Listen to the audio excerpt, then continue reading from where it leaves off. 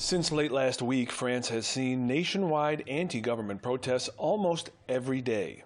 March 17th's protests were over better pay and working conditions. March 19th saw the Yellow Vests and protests against state-sponsored Islamophobia and racism, while March 21st saw the record price of gasoline cause taxi drivers, truckers, fishermen, and others to protest nationwide. President Emmanuel Macron has joined the European Union's unprecedented sanction drive against top energy supplier Russia for its military operation in Ukraine, regardless of the economic costs on the average French household. The price of petrol has crossed the psychological barrier of €2 per liter, creating inflation in goods across the board. Those on low and fixed incomes are now being told to make sacrifices by politicians who may be living far more comfortable lifestyles. I think that people are really suffering. Unfortunately, this doesn't mean much to our leaders. There are elderly people who live off canned sardines, if not canned cat food. French politics is 30 years behind where it should be. And if it doesn't change, there might be a civil war here.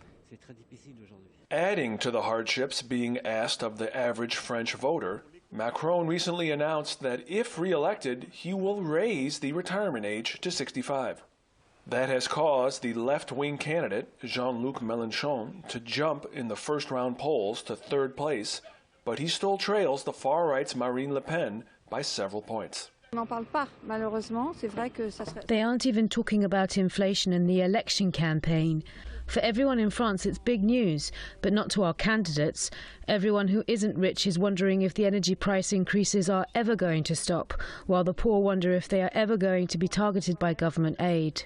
While inflation has soared, it's not like this is a new problem for the average French person. Despite long-time official claims of low inflation, reduced purchasing power has been the #1 issue for voters in 2017 and 2012 as well.